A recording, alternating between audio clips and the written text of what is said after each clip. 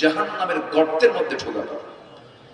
খাই নামক একটা গর্ত আছে, যে গর্তকে জাহান্নামও ভয় পায়। সূরা মারিয়াম আল্লাহ রাব্বুল আলামিন বলেন, فخلف من بعدهم خلف أضاعوا الصلاة واتبعوا الشهوات فسوف يلقون غيا। নামাজ যারা নষ্ট করবে, নফসের যারা তাবেদারি করবে, আমি আল্লাহ রাব্বুল আলামিন তাদেরকে শুধু জাহান্নাম দেব না, জাহান্নামের গর্ত হয় নামক গর্তের মধ্যে দেব। আল্লাহ পাকের কি রাগ! এই জন্য পৃথিবীতে বান্দার জীবনের সবচেয়ে বড় অপরাধ হলো নামাজ। যে বান্দা ছেড়ে দেয়, নামাজ যে বান্দা নষ্ট করে। তাহলে এখন বলুন, এই যে গ্রামের নামটা কি বলেন? করতকলার গ্রামের 5টা মসজিদ। কয়টা মসজিদ? সব মসজিদগুলো বিদ্যুৎ নাই, আছে কি না? কাঁচা মসজিদ। কি বলেন বলেন? আমার নবীর মসজিদে কি এক সময় বিদ্যুৎ ছিল নাকি? পাকা না কাঁচা? সেজদা দিলে পরে কপালে বালু লেগে যেত, কিন্তু সাহাবীরা যে নামাজ পড়েছেন, কি প্রাণযুক্ত নামাজ, জীবন্ত নামাজ তারা পড়েছেন। এসি হয়ে গেছে, পাকা হয়ে গেছে, সব মুসল্লিগুলো মসজিদে আসে এসি শীততাপ নিয়ন্ত্রিতের মধ্যে নামাজ পড়ছে, কিন্তু সমস্ত নামাজের 5 ওয়াক্ত নামাজের যে মেইন নামাজ, যে নামাজের 65 ফজিলত এক্সট্রা করে আছে, যে ফজর নামাজের সুন্নত নামাজের দাম এত বেশি, রাকাতাই সালাতুল ফজর খায়রুম মিনাদ দুনিয়া ওয়া মা ফিহা। ফজরের 2 রাকাত সুন্নত নামাজ যদি কোনো বান্দা যদি আদায় করতে পারে, আল্লাহর কাছে দুনিয়ার মাঝে যা আছে তার চাইতে বেশি দাম আল্লাহ পাক তাকে দিয়ে দেয়। শুধু সুন্নতের দাম বললাম, অথচ মুসল্লির সংখ্যা সেই ফজরে কয়জন? মোটে 3 জন হয়। কে কে? ইমাম, মুয়াজ্জিন, খাদেম। চাকরি না থাকলে এই 3টা থাকতো না, মসজিদ ফাঁকাই থাকতো। আমি কি ভুল বলতেছি ভাই? আমি কি ভুল বলছি? কোথায় আমাদের ইমানের কালচার? আমাদের ইমানের প্র্যাকটিসটা কোথায়? আমরা কি করছি? আমরা দিন শুরু করছি কি দিয়ে? আমাদের পরিবারে তেলাওয়াত আছে নাকি? আমাদের পরিবারে নামাজের কোনো ফিকির আছে নাকি? নির্দিষ্ট অংশ থেকে কিছু খরচ আল্লাহর পথে আমরা করি কিনা? আমাদের লাভ কোথায়? শুধু লসের মধ্যেই তো আমরা পড়ে আছি। আমরা লাভবান হতে চাই, কার পরামর্শ নিয়ে বলুন তো? 1 নম্বর হলো ঈমান আনবো আমরা। সেটা কি আমল ছাড়া না আমল সহ? আল্লাহ পাক যেখানে ঈমানের কথা বলেছেন সেখানে কিসের কথা বলেছেন? আমলের কথা বলেছেন। যেরকম সূরা বুরুজ আল্লাহ পাক 11 নম্বর আয়াতে এই কথা বললেন।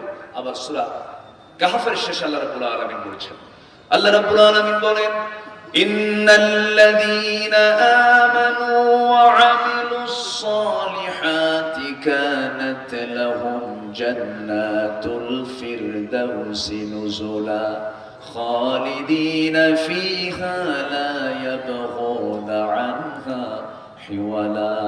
জোরে বলুন আল্লাহু আকবার।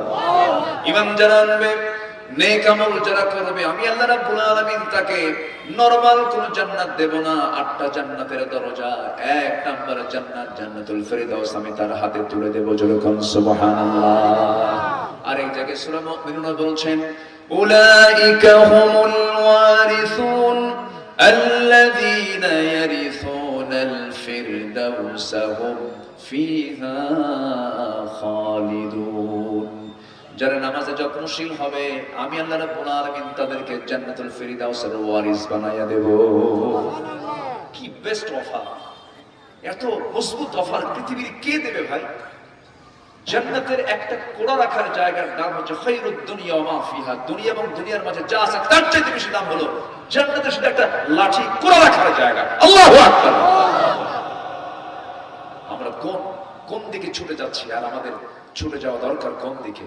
আল্লাহর দিকে আমরা ছুটে যাব, আল্লাহর মাগফিরাতের দিকে ছুটে যাব। ওয়াসারিউ ইলা মাগফিরাতিন মির রাব্বিকুম ওয়া জান্নাতিন আরদুহা আস-সামাওয়াতি ওয়াল আরদ উইদ্দাত লিল মুত্তাকিন الذين ينفقون في السراء والضراء والكاظمين الغيظ والعافين عن الناس والله يحب المحسنين. جربوا الله أكبر. الله رب العالمين বলেন, জান্নাতের দিকে দৌড়াও, রবের মাগফিরাতের দিকে দৌড়াও। ওই সমস্ত পথে দৌড়ে আল্লাহকে সন্তুষ্ট করার চেষ্টা করো। জান্নাত তোমার জন্য প্রস্তুত করা হয়েছে, এই জন্য আমরা ব্যাকুল হব দুনিয়া নিয়ে না আখিরাত নিয়ে। বিয়ে করার দরকার নেই, ওটাও দরকার। আপনার পুরো হয়নি, হয়েছে কি? দুনিয়ার দরকার আছে কিনা বলেন? কিন্তু দুনিয়ার সাজাবো আখিরাতকে দিয়ে। দুনিয়া সাজাবো কি দিয়ে বলেন তো? আখিরাত দিয়ে। বিয়ে সেদিন করতে হবে, এটাও আখিরাতের কাজ। আখিরাতকে টার্গেট করবো আমরা, কারণ আমার নবীকে আল্লাহ রাব্বুল আলামিন দোয়া শিখিয়ে দিয়েছেন। হজে যারা যান, উমরায় যারা যান, মাতাফে দাঁড়িয়ে যখন তওয়াফ শুরু করতে নেন, সেই সময় একটা দোয়া রাসূল শিখিয়ে দিয়েছেন। সবাই বলুন, রব্বানা আতিনা ফিদ দুনিয়া হাসানাতাও ওয়া ফিল আখিরাতি হাসানাতাও ওয়া কিনা আযাবান নার ওয়াজআলনাল জান্নাতা মা'আল আবরার। জোরে বলুন আল্লাহু আকবার। আমার বন্ধুগণ, ঈমানটাকে আমল সহ মজবুত করতে হবে। ঈমানহীন আমলের দাম নেই, আবার আমলহীন ঈমানেরও দাম নেই। দুটার সমন্বয় থাকতে হবে। ওই যে বিল গেটস আমেরিকার ধনকুবেরে ধনী, প্রচুর সম্পদ জনগণের জন্য খরচ করেছে, কিন্তু তার কোনো প্রাপ্তি আল্লাহর কাছে পাবে না, কারণ তার মধ্যে কি নাই? ঈমানটা নাই। আমার বন্ধুগণ, আবু তালেব নবীর জীবনে এত সহযোগিতা করেছেন। আবু তালেব আমার নবীর জন্য জেল পর্যন্ত খেটেছেন, কিন্তু আবু তালেবের এই খেদমত কোনো কাজে আসবে না, কারণ কি নাই বলেন? ঈমানটা নাই। ঈমান সবচেয়ে বড় সম্পদ, ঈমানটাকে মজবুত করতে হবে। কিন্তু দুঃখজনক হলো সত্য, আমার দেশের মানুষ মাত্র একটা বিড়ির প্যাকেট পেলে ঈমান বেঁচে শেষ। ঠিক আছে না? বিড়ির প্যাকেট পাইলেই চোর বাটপারের সমর্থন দিয়ে দেয়, চোর বাটপারের সমর্থন দিয়ে দেয়। আপনি কি জানেন, আপনি যাকে সমর্থন দিলেন, ও যদি চুরি করে, ওই চুরির অংশ আপনার আমলনামায় যাবে। আপনি যাকে সমর্থন দিবেন, ও যদি ডাকাতি করে, ওই ডাকাতির একটা গুনার অংশ আপনার আমলনামায় যাবে। ও যদি কোনো খুন করে, খুনের যে গুনাহ, তার একটা অংশ আপনার আমলনামায় যাবে। আন তুআদ্দুল আমানাতি ইলা আহলিহা। তুমি যাকে নির্বাচিত করবে, তুমি যাকে সিলেকশন দেবে, তুমি যাকে রায় দেবে, ভাববে ও যা করবে ওটার একটা অংশ আমার আমলনামায় আসবে। এই জন্য এখানে আমাদের অবশ্যই চিন্তার দরকার আছে না নাই? আসতে বলবেন না, আছে না নাই? এখন এই নির্বাচনের সময় কিছু নির্বাচনে কিছু মুফতি বের হবে, বুঝলেন? বলবে ভোট হারাম, গণতন্ত্র হারাম, এটা হারাম, ওটা হারাম, শুধু ফতুয়াই দেবে। কিন্তু ওরা দেশের টাকা ব্যবহার করবে, দেশের সমস্ত ফ্যাসিলিটিস তারা নেবে, সবকিছু গ্রহণ করবে, কিন্তু এখন এই সময় এসে তারা ফতুয়াবাজি করবে। আমি মনে করি এই ফতুয়ার নাম আমি বলি, এটা ফতুয়া সন্ত্রাসী। কিসের সন্ত্রাসী বলেন তো? ফতুয়া সন্ত্রাসী। এগুলো করবেই, ওগুলোর কান দিবেন না, ওগুলো মাথায় নিবেন না আপনারা। সম্মানিত ভাইরা, আমরা সতর্ক থাকবো, সজাগ থাকবো। আগামীর দেশ আমরা দেখতে চাই কোরআনের বাংলাদেশ।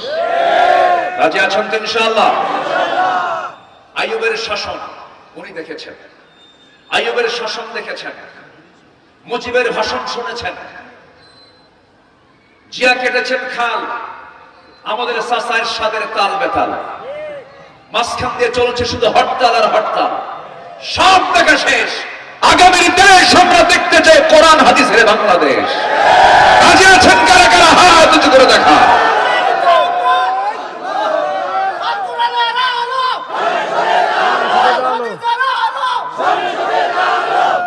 আল্লাহ কবুল করুন, জোরে বলে আমিন। আরো জোরে আমিন, আরো জোরে আমিন। একটা মহল লেগেই থাকবে। আবু জেহেল ছিল লেগে, আবু জেহেল ছিল না? আবু জেহেল লেগেছিল না? ফেরাউন লেগেছিল, নমরুদ লেগেছিল, কিন্তু বিজয় হয়েছে ইব্রাহিমের। প্রচন্ড শীতকাল, মক্কা মদিনার ঠিক মাঝখান বরাবর সেই সাহাবীর বাড়ি। সেই সাহাবী করলেন কি? সেখান থেকে রওনা দিলেন। রওনা দিয়ে করলেন কি? চলে গেলেন নবীর উদ্দেশ্যে, রওনা দিলেন। মার কাছ থেকে দোয়া চাচ্ছেন, মা দোয়া করো, মহান রব্বুল আলামিন যেন আমাকে দ্বীনের উপর অবিচল থাকার তৌফিক দিয়ে দেন। পৃথিবীর কোন দরবার ভালো লাগে না, আমার নবীর দরবার ভালো লাগে। চললাম নবীর পথে, চললাম মদিনার পথে। রওনা দিয়ে নগ্ন দেহে, শুধুমাত্র সতরটা ঢেকে চলছেন মদিনার দিকে। নবীর ঘরের দরজায় পৌঁছায় গেলেন, দরজায় নক করলেন। দরজায় নক করে রাসূল দরজা খোলা মাত্রই দেখতে পেলেন থরথর করে কাঁপতেছে। আমার নবীজি বললেন, সাহাবী দেরি করো, ভিতর থেকে আসি। ভিতর থেকে সুন্দর নবীজি দুটো জুব্বা, নিজের গায়ের জুব্বাটা বের করে এনে বললেন, ও আব্দুল্লাহ, এই জুব্বাটা পরো, ঠান্ডা তোমার লেগে গেছে প্রচুর। জুব্বাটা পরলেন, রাসূল বিস্তারিত শুনলেন। রাসূল বলছেন, ও আব্দুল্লাহ, তোমার চাচা তোমাকে বস্ত্রহীন করে উলঙ্গ করে ঘর থেকে বের করে দিল, আর আমি বিশ্বনবী তোমাকে আমার নিজের গায়ের জুব্বা আমি তোমারে হাদিয়া দিয়ে দিলাম। ঈমান আনলে কি সফলতা আছে ভাই? আছে। খুব খুশি হলেন। আমার নবীজি বলেন, আব্দুল্লাহ তুমি কি চাও বলো, আমি আল্লাহর কাছে চেয়ে নেব। আব্দুল্লাহ দুনিয়ার কিছু চাইলেন না। আব্দুল্লাহ বলে ফেলেন, ইয়া রাসূলুল্লাহ, আপনি আমার জন্য দোয়া করুন, মৃত্যুর রাজপথ যেন, শহীদের মওত আল্লাহ যেন আমাকে দান করেন।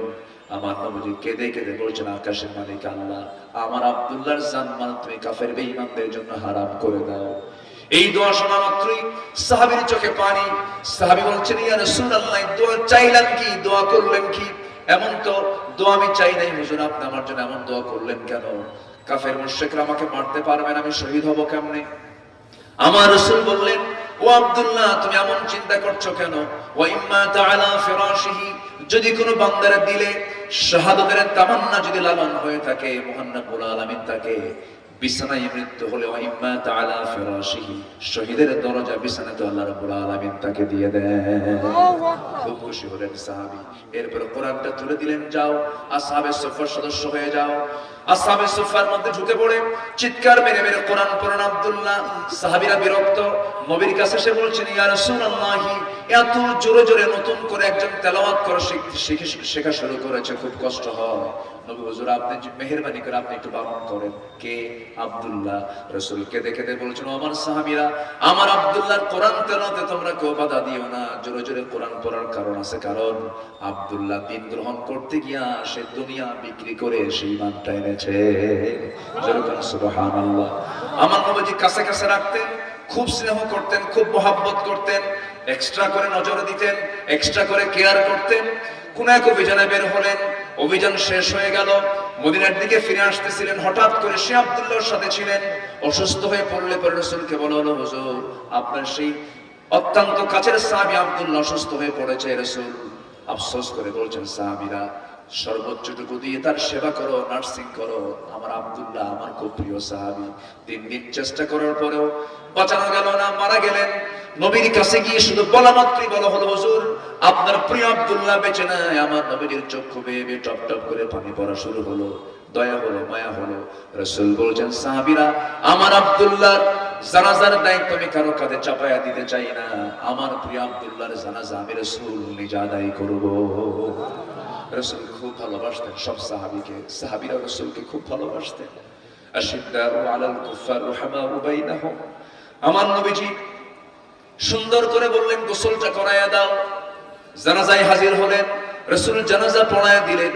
জানাজা সম্পূর্ণ করার পর আমার নবীজি এবার বলছেন, সাহাবীরা, আমার আব্দুল্লাহর কবরটা কোথায় খনন করেছে হুজুর? ওই 2 পাহাড়ের চিপায়, আমাকে নিয়ে যাও।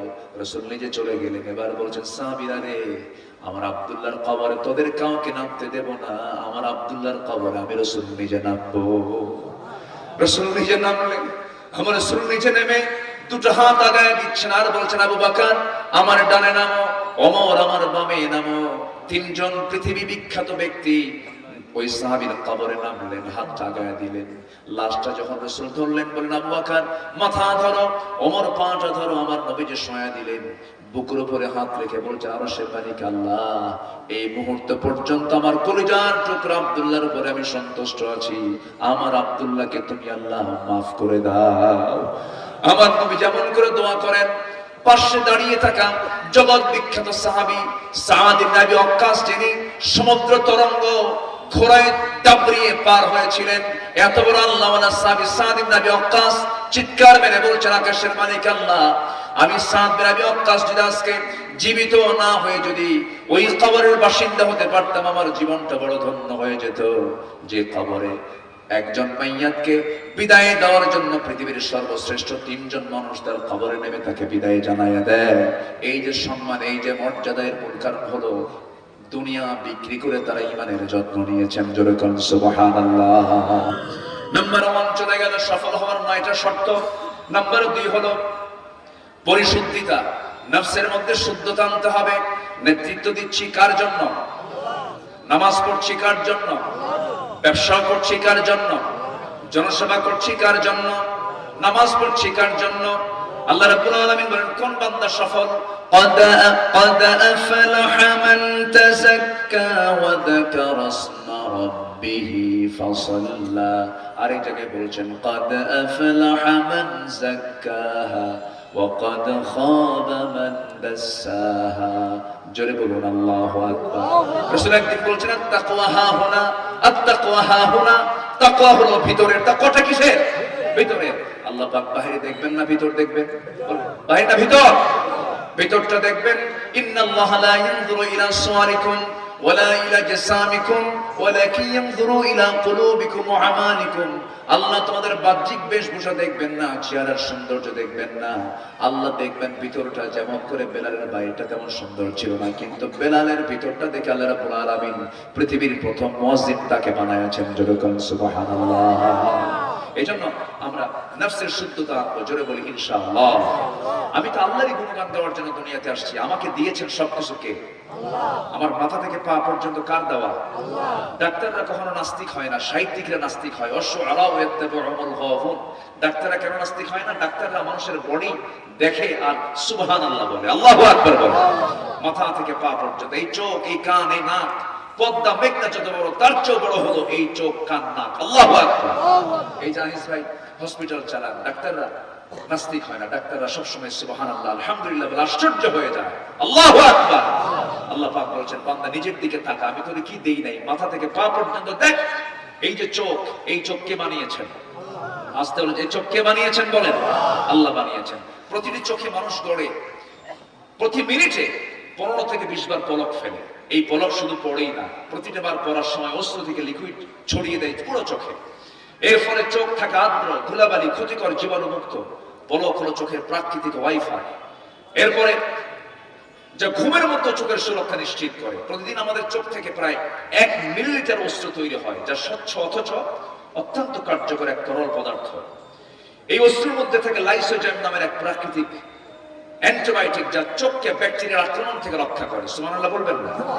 যখন হৃদয় ভরাক্রান্ত হয়ে যায়, যখন হৃদয়টা কাঁদতে থাকে, চোখ থেকে পানি বের হয়। এই পানিটা আবার বাইরে, যেহেতু কর্নিয়াতে রক্তনালী থাকে না, এই চোখের জল চোখকে রক্ষা করতে, শুকিয়ে যাওয়া ব্যাকটেরিয়ার আক্রমণ থেকে রক্ষা করে। যেরকম সুবহানাল্লাহ। সম্মানিত ভাইরা, এই চোখ আল্লাহ তাআলা আমাকে আপনাকে কত বড় নিয়ামত দিয়েছেন। 27 কোটি 40 লাখ ফটোরিসেপ্টর নামক শ্রমিক নিয়োজিত রেখেছেন প্রত্যেকটা বান্দার দুটো চোখে। কার অবদান? আল্লাহর অবদান। সুতরাং আমার দায়িত্ব হচ্ছে কার গোলামি করা? কার গোলামি করা? আল্লাহর গোলামি করা। জীবনের এক জায়গায় না সব জায়গায়? বলেন এক জায়গায় না সব জায়গায়? তাহলে কি এই গ্রামের ফজর নামাজ বাস্তবায়ন কমিটি আপনারা করতে রাজি আছেন? সবচেয়ে বেশি মুসল্লি থাকতে হবে কোন ওয়াক্তে? বলেন 5 ওয়াক্ত নামাজ পড়তে রাজি আছেন? কারা কারা একটু হাত তুলে দেখান দেখি। জোরে বলি ইয়া আল্লাহ। আরো জোরে ইয়া আল্লাহ। আমাদেরকে ফজর, যোহর, আসর, মাগরিব, ইশা 5 ওয়াক্ত সালাত আদায় করা তৌফিক তুমি আল্লাহ দিয়া দাও। জোরে বলি আমিন। আরো জোরে আমিন। হাতটা একটু উঁচু করেন তো, একটু নাড়া দেন তো। আচ্ছা মাশাআল্লাহ। এই হাতটা নিচে নামায়া একটু পকেটে হাত দিবেন। পকেটে হাত দিয়ে যা আছে শুধু বিড়ি বাদে বিড়ি দিয়ে দেন। একটু ব্যাগ যাবে, যে যা পারি আমরা 2, 4, 5, 10, 20, 50, 100, 500 যে যা পারি আমরা একটু দেবো। জোরে বলি ইনশাআল্লাহ। একটা লোক উঠবেন না। কিছু ঘোষণা আছে। মাদ্রাসার মাহফিল, নিজের সন্তানকে মাদ্রাসায় দিবেন। জোরে বলি ইনশাআল্লাহ। সন্তানকে ডাক্তার, ইঞ্জিনিয়ার, জজ, ব্যারিস্টার যা বানান বানান, আগে আল্লাহওয়ালা বানান, আগে কোরআনের হাফেজ বানান, আগে নৈতিক চরিত্র শেখান, আগে আদর্শ গড়ে তোলেন। আল্লাহ কবুল করুন। জোরে বলি আমিন। ব্যাগ যাচ্ছে, আমরা সবাই ব্যাগে যে যা পারি আমরা দেওয়ার চেষ্টা করবো ইনশাআল্লাহ। আজান যদি চতুর্দিকে যদি ছড়িয়েও পড়ে, আজান হোক। আমরা দোয়া না করে এখান থেকে উঠবো না। রাজি আছেন না ইনশাআল্লাহ? আমরা দোয়া করব। কার কাছে চাইবো আমরা? এই সন্ধ্যার দিকে দোয়া করলে কবুল করেন কে? যিনি উঠবেন ভাববো তার বাপ মার প্রতি দরদ কম, মহব্বত কম। সবাই বসবেন, কেউ যাবেন না। আমরা একসঙ্গে দোয়া করবো। জোরে বলি ইনশাআল্লাহ। ব্যাগ যাচ্ছে, আমরা সবাই যে যা পারি সেরা 2 টাকা কেউ দিয়ে একটু বেশি বেশি করে দেওয়ার চেষ্টা করেন। আমার মায়েরা দানের দিক থেকে আপনারা যেন ফার্স্ট হয়ে যান, বেশি করে দান করবেন। আল্লাহ তোমার সবাইকে নিয়মিত দানশীল হওয়ার তৌফিক দান করো। জোরে বলি আল্লাহুম্মা আমিন।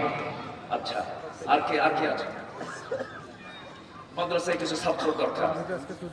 জি, মাহমুদুল হাসান বাবু সে নিজে চালায়, সেখানে ছাত্র আপনারা দিল ভরে মন ভরে দেবেন। আমি এখানে যদিও ডেজিগনেশনটা ঢাকা লেখা হয়েছে, আমি ঢাকাতেই থাকি, গোটা দেশ কেন্দ্রিক মাহফিল করা হয়, দেশের বাইরে যাওয়া হয়, বিভিন্ন জায়গায় যাই, কিন্তু আমি কিন্তু বগুড়া সোলবারে। কথাকে বুঝতেছেন আপনারা? আমার জন্মস্থান হলো বগুড়া শেরপুরে। তো আমাদের আনিস ভাই, এই যে আমার আনিস ভাই, আমি এক সময় তাকে মানে আমার মানে এখনো দেখি খুব কাছ থেকে, পারবে না নমরুদরা, পারবে না কি বলে এরপরে ফেরাউনরা পারবে না, ইব্রাহিমের উত্তরসূরিরাই বিজয়ী হবে ইনশাআল্লাহ। আল্লাহ কবুল করুন, জোরে বলি আমিন। কিন্তু ঈমান বিক্রি করে দেওয়া যাবে না। দেখেন না ঈমান কেমনে বেচে, কত বড় ফাসিক হলে পরে এই কাজটা করতে পারে। গ্রেফতার থেকে বাঁচার জন্য দাড়িটা কেটে ফেলছে, জানেন না আপনারা? জানেন না আপনারা? মাথা থেকে পা পর্যন্ত সব সাদা, মাথার চুলও সাদা, চেহারা মাশাআল্লাহ, আল্লাহর সৃষ্টিতে মাখলুক তো অনেক সুন্দর চেহারা। এরকম সুন্দর চেহারা খুব কমই পাওয়া যায়। মনে হয় এত সুন্দর তার চেহারা, পাঞ্জাবি, পাজামা, টুপি, দাড়ি সব কিছু সাদা, জুতাও সাদা। মনে হয় জিব্রাইল কেবলই নামলো আসমান থেকে, দাড়িটা কাটছে। ফাসিক। ধর্মের ব্যবসা আমরা করি না, ধর্মের ব্যবসা তারাই করে বাঁচার জন্য যারা দাড়ি কাটে, আবার বাঁচার জন্য আবার দাড়ি রাখে, নির্বাচন আসলে টুপি ধরে, নির্বাচন আসলে পরে আসরের নামাজ 4 বার আছে না নাই? ওগুলো আমরা দেখি না। আমরা ইসলামকে মানবো একদিন না সব দিন? ইসলামকে মানবো আমরা 6 মাস না 1 বছর? ইসলামকে মানবো আমরা রমজান মাস না সব মাস? ইসলামকে মানতে হবে সব সময়ের জন্য, 24 ঘন্টায় মানবো আমরা, জোরে বলি ইনশাআল্লাহ। আল্লাহ পাক বলেছেন সেই বান্দা হলো যালিকাল ফাউজুল কাবীর, সে হচ্ছে মহা সাফল্যের সাফল্যবান। আল্লাহু আকবার। এক সাহাবীর কথা মনে হলো আমার, বলি সময় তো খুবই কম। আমি মাহমুদুল হাসানকে বলছিলাম জোহরের পর উঠায় দিবা, হ্যাঁ, রোদ ছিল না, এবং প্যান্ডেলটাও করা হয়েছে একদম রোদ বরাবর, মানে হুজুরের কপাল যেন ফাটে। তো এটা কেমন, ওই দিক থেকে করলে ভালো হতো, তাহলে জোহরের পরে করলে একটা দীর্ঘ সময় পাওয়া যেত। আমি মনের দিক থেকে তৃপ্তি পাচ্ছি না, মনে হয় যে আর একটু কথা সময় থাকলে বলতে পারতাম, হাতে আর খুব অল্প সময় আছে, আর একটু বলি।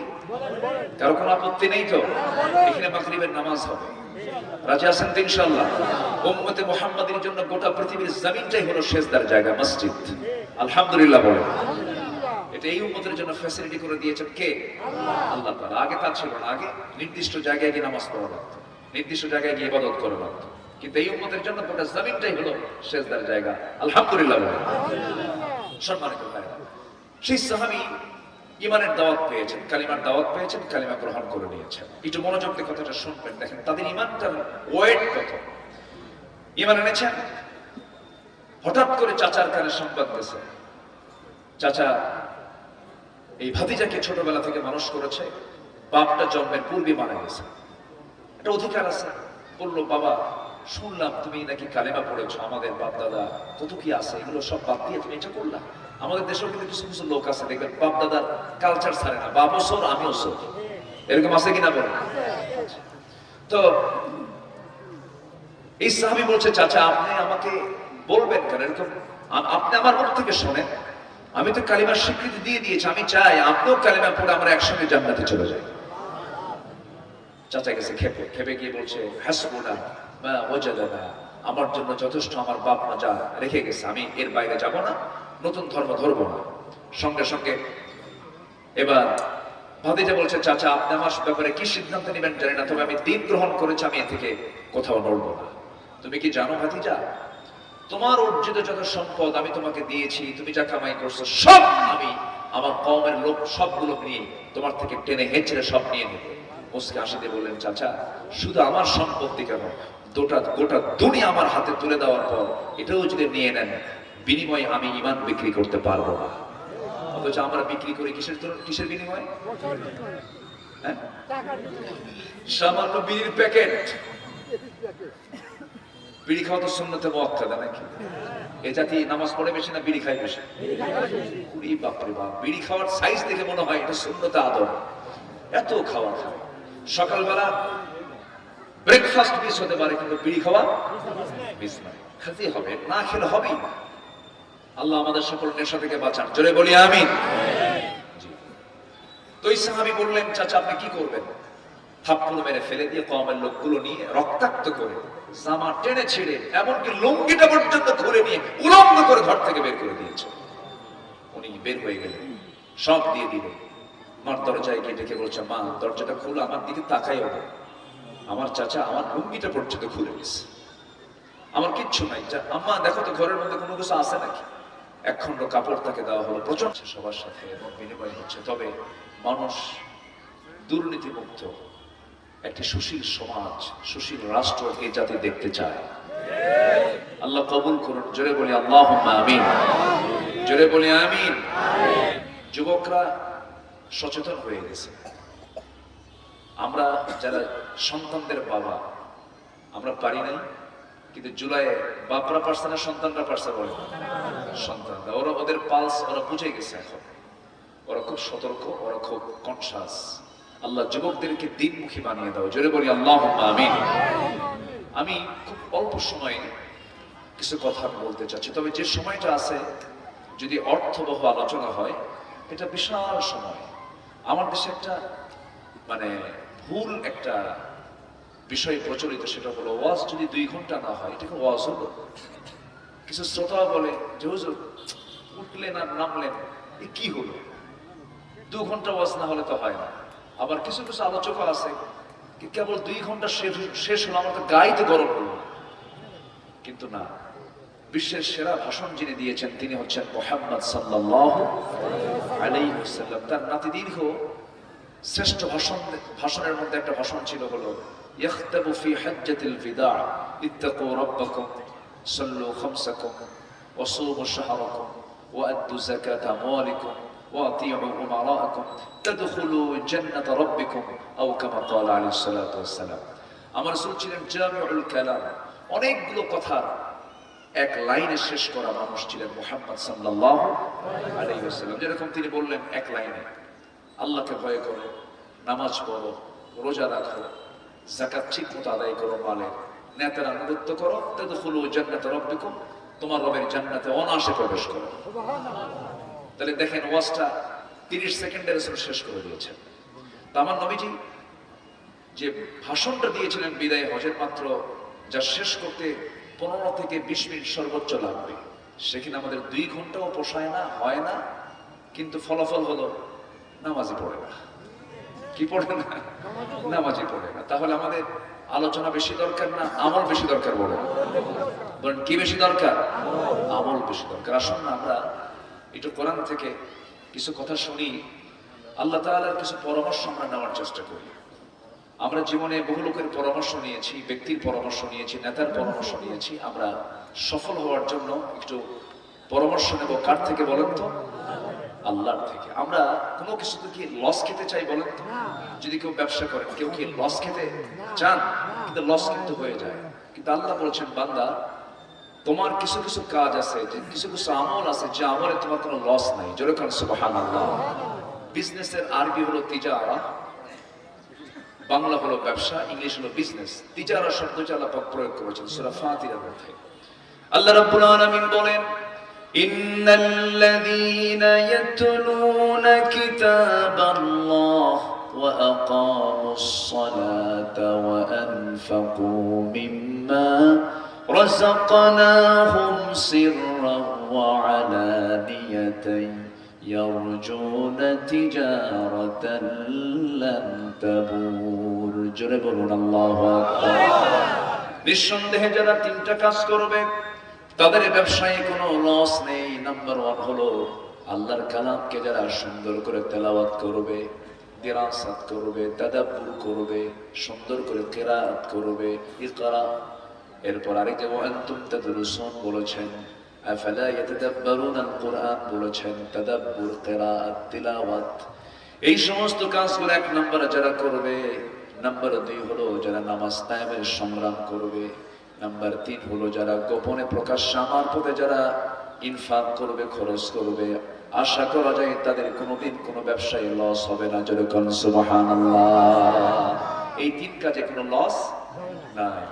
তাহলে আমরা দুনিয়ার কাজে লসকে কিন্তু আমাদের স্বীকার করে নিতে হয়। ধরেন একটা হসপিটাল দিয়েছে, আমার আনিস ভাইয়ের একটা হসপিটাল আছে, কি নাম বলুন তো? ইন্ডিপেন্ডেন্ট। ভালোই তো পরিচিতি আছে মাশাআল্লাহ। ইন্ডিপেন্ডেন্ট হসপিটাল উনি যখন শুরু করেছেন লাভ লস মানসিকতা নিয়েই কিন্তু শুরু করেছেন। যে কোনো বিজনেসে লাভ আছে লস আছে, কিন্তু আল্লাহ বলেছেন এই সমস্ত কাজে তিজারাতাল লান তাবুর, লান এটা আরবিক গ্রামারে যারা জানেন কখনোই যে লসের সম্ভাবনা নাই সেটাই হচ্ছে লান তাবুর। যেরকম আল্লাহু আকবার। তাহলে আমরা আল্লাহ বলেন কি আর আমরা চলি কোন পথে? এই জন্য আমরা সর্বক্ষেত্রে আমরা সফল হওয়ার জন্য পরামর্শ নেব কার কাছ থেকে বলেন তো? আসতে বলবেন, কার কাছ থেকে পরামর্শ নেব? সফলতার কিছু শর্ত আছে, সফল হতে হলে কিছু শর্ত পূরণ করতে হবে। সফলতার শর্ত আমি কোরআনকে একটু নাড়াচাড়া করে স্টাডি করে, ভাঙাচোড়া এলেম কেলাম তো তেমন নেই, ডাকে আসে বসি, সবার উপরে বসে দেয়, কিন্তু আমি সেই যোগ্যতা আমি রাখি না। আমি ছোট্ট আব্দুল্লাহ আমিন, আমি নগণ্য এলেম কালামে বলা চলে শূন্য মানুষ, একটু নাড়াচাড়া করি। ছোটবেলায় ওই যে আগে দাড়ি পাল্লায় মাপতো, তাই না? আগে দাড়ি পাল্লায় মাপতো, একদিকে থাকতো কি পাথর, বাটখারা। ওই বাটখারা যেটা সবচেয়ে বড় ওজনওয়ালা 1 কেজি, যেটা 10 কেজি যেটা, সেটা থাকতো সবার নিচে। এরপরে হলো 5 কেজি, এরপরে হলো 2 কেজি, এরপরে হলো 1 কেজি 1000 গ্রাম, 500 গ্রাম, 300 গ্রাম, 200 গ্রাম, 100 গ্রাম, 50 গ্রাম, সবার উপরে হলো 25 গ্রাম। আমি হলাম সেই 25 গ্রাম। কি কথা কি বুঝতেছেন আপনারা? রাখি উপরে, কিন্তু এলেমে আমি খুবই হালকা। তবে যতটুকু কথা বলার চেষ্টা করি কোরআন থেকে একটু বলার চেষ্টা করি। আল্লাহ যেন সবাইকে আমি সহ আমল করার তৌফিক দান করেন। জোরে বলি আল্লাহুম্মা আমিন। সফল হওয়ার জন্য কিছু শর্ত আছে, 9টা শর্ত। নাম্বার 1 হচ্ছে ভালো করে ঈমান আনতে হবে। ভালো করে কি আনতে হবে বলেন তো? ঈমান আনতে হবে। হাত বলবেন হুজুর আমার দাদা মুজাহিদুল ইসলাম, আমার বাপ শরীফুল ইসলাম, আমি শহীদুল ইসলাম। 3 ইসলাম থাকার পর ঈমান আনা হয়নি? না, এটা পৈতৃক কোনো সম্পত্তির মতো, এটা কোনো অংশীদারিত্ব নয়। ইসলাম যার মধ্যে আছে সে হলো মুসলিম, ইসলাম যার মধ্যে নেই সে মুসলিম হতে পারে না। ব্রাহ্মণের ছেলে ব্রাহ্মণ হতে পারে, খ্রিস্টানের ছেলে খ্রিস্টান হতে পারে, বৌদ্ধের ছেলে বৌদ্ধ হতে পারে, কিন্তু ইমামের ছেলে ইমাম হতে পারে না। মুসলমানের সন্তান মুসলমান হতে পারে না যদি তার মধ্যে ঈমান না থাকে, ইসলাম না থাকে। আল্লাহ রাব্বুল আলামিন সেই জন্য বলেছেন সফল যদি হতে চাও, ইন্নাল্লাযীনা আমানু ওয়া আমিলুস সালিহাতি লাহুম জান্নাতুন তাজরি মিন তাহতিহাল আনহার যালিকাল ফাওজুল কাবীর। জোরে বলুন আল্লাহু আকবার। ঈমান যারা আনবে, নেক আমল যারা করবে, মহান রব্বুল আলামিন তাদের জন্য এমন জান্নাত রেখে দিয়েছেন, স্থায়ী জান্নাত, যার নিজ দিয়ে নহর প্রবাহিত, মধুর নহর, দুধের নহর, এরপরে শরাবের নহর, পানির নহর। কয়টা হলো বলেন? বলেন কয়টা? কয়টা? কয়টা? কয়টা? 4টা নহর। দুনিয়াতে পানির নহর আছে, মধুরও নহর আছে, দুধেরও নহর আছে, আবার পচা শরাবও আছে। কিন্তু এই জাতীয় এইরকম পানির মতো পানি, এইরকম দুধের মতো দুধ, এমন মধুর মতো মধু আল্লাহ পাক জান্নাতে খাওয়াবেন না। জান্নাতের যে নহরগুলো আছে, ওই নহর থেকে যদি মধু বা দুধ পানি যদি পান করি, যৌবন কোনোদিন ফুরাবে না, চির যৌবন নিয়ে জান্নাতে থাকা যাবে। জোরে বলে সুবহানাল্লাহ। দুনিয়ার শরাব পান করলে পরে লিভার পচে যায়, চোখ লাল হয়ে যায়। থাকুন না, ধমক দিন না, ধমক দিন না। বাচ্চাদের ধমক দেওয়া জায়েজ নেই। বাচ্চাদের ধমক দেওয়া জায়েজ আছে নাকি? জায়েজ না। ওরা যা করে করুক, ওরা ভাঙবে আর আমরা ওকে সান্ত্বনা দেব। এটাই সুন্নাহ, শিখিয়েছেন মুহাম্মদ সাল্লাল্লাহু আলাইহি ওয়াসাল্লাম। তো সম্মানিত ভাইয়েরা, তাহলে সেই জান্নাতের ওই শরাবগুলো আমরা কি পান করতে রাজি আছি তো সবাই নাকি? হ্যাঁ, নামাজ না পড়ে আসতে হবে। এই জাতি কি নামাজি না বেনামাজি? কই ভালো করে বলেন। আমার দেশে ঈমান বেশি না নামাজ বেশি? ঈমান বেশি। ঈমান বেশি। ভালো করে, ঈমান বেশি না নামাজ বেশি? বলো। নামাজ না বললে ঈমান ঠিক আছে, এই কথা তো বলে। হুজুর নামাজ না পড়ে কি আছে? ঈমান। ঈমান। এখন বলেন আমার দেশে নামাজ বেশি না ঈমান বেশি? ঈমান বেশি। ঈমান বেশি। ঈমান কিন্তু নামাজি না। তাহলে মানে ইমানদার হতে হবে বেনামাজি না নামাজি বলেন তো? নামাজি। আমার দেশে নামাজি ইমানদার নাই, বেনামাজি ইমানদারের অভাব নাই, মাত্র 5% নামাজ পড়ে আর বাকি 95%-এর নামাজের কোনো খবর নাই। আচ্ছা বলুন তো কোন ওয়াক্তে মুসল্লি সবচেয়ে বেশি বাড়িতে থাকে? একটু বলেন, ভালো করে চিন্তা ভাবনা করে বলেন। এই গ্রামে কয়টা মসজিদ বললেন? 4টা, 5টা, দোয়া করে আরো হোক। আচ্ছা, তো 5টা মসজিদ শহরতলি, তাহলে সবচেয়ে বেশি মুসল্লি কোন ওয়াক্তে থাকে বাড়িতে বলে? ফজর। সবচেয়ে কম মুসল্লি হয় কোন ওয়াক্তে বলে? আমার কথা কি বুঝতেছেন? আমি কিন্তু ধরে ফেলতেছি আপনাকে, রাগ করতেছেন নাকি আপনারা? আচ্ছা, তাহলে এটার সঙ্গে কিন্তু আমরাও জড়িত। তাহলে আমার অবস্থান সবচেয়ে বেশি থাকে হলো ফজরে বাড়িতে, অথচ আমাদের ফজরের আজান আমাদের কানে আসে, মসজিদে যাওয়া হয় না। আমার রাসূল বলতেছেন যে বাড়িতে প্রাপ্তবয়স্ক যুবক আছে, মুসলমান আছে, অথচ মসজিদে আসে না, আমার মনে হয় ওই বাড়িতে আমি রাসূল নিজে গিয়ে আগুন জ্বালাই না, আগুন ধরে দিতাম যদি নারী আর শিশু না থাকতো। কত ভয়ঙ্কর কথা, কত রাগের কথা। এটা নবীদের রাগ, আর কোরআনে তো আরো শক্ত কথা আছে। আল্লাহ বলেছেন যে বেনামাজি তার সাথে জাহান্নাম দিয়ে আমি তাকে রাখবো না।